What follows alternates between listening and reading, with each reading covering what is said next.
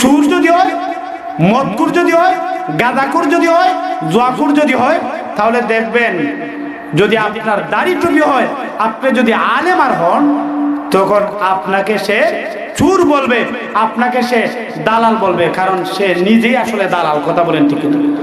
আজকাল আমাদের সমাজের মানুষ এত নষ্ট হয়ে গেছে, এই সোশ্যাল মিডিয়ার মধ্যে গিয়ে বলবে অমুক হুজুর দালাল, তমুক হুজুর কাফের, অমুক হুজুর মুনাফিক। বলেন না নাউজুবিল্লাহ? আরে ভাই, যদি এগুলা বলেন তাহলে কিয়ামতের কঠিন ময়দানে এগুলারও হিসাব নিকাশ আছে।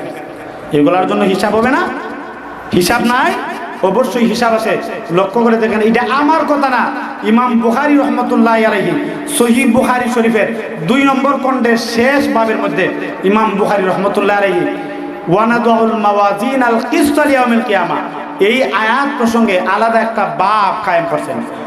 বাবু কাউলিল্লাহি তাআলা ওয়ানাদুল মাওয়াজিন আল কিসত লিয়াউমিল কিয়ামা ওয়া আন্না আমালা বানি আদম ওয়া কাউলুহুম ইউজাম। ইমাম বুখারী রাহমাতুল্লাহ আলাইহি এই আয়াত নিয়ে আসছেন। এই আয়াত নিয়ে এসে তিনি এই আয়াতের ব্যাখ্যায় বলেন, এই আয়াতের ব্যাখ্যায় ইমাম বুখারী রাহমাতুল্লাহ আলাইহি লিখছেন ওয়ানাদুল মাওয়াজিন আল কিসত লিয়াউমিল কিয়ামা ওয়া আন্না আমালা বানি আদম ওয়া কাউলুহুম ইউজাম।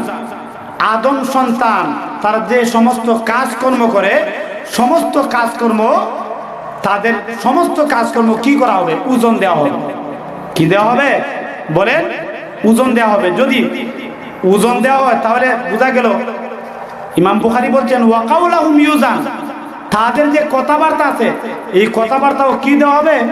ওজন দেওয়া হবে। শুধু ইমাম বুখারী রাহমাতুল্লাহ আলাইহি এই যে একটা বাব কায়েম করছেন এই আয়াতে, শুধু তা না, আল্লামা মনজুর নুমানী রাহিমাহুল্লাহ মারিফুল হাদিসের 1 নম্বর খণ্ডের মধ্যে একটা হাদিস নিয়ে আসছেন।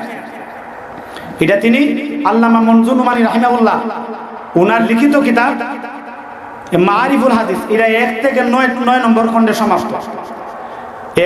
1 নম্বর খণ্ডের মধ্যেও লিখছেন, আবার আলফিয়াতুল হাদিসের মধ্যেও তিনি নিয়ে আসছেন মনজুর নুমানী রাহমাতুল্লাহ আলাইহি।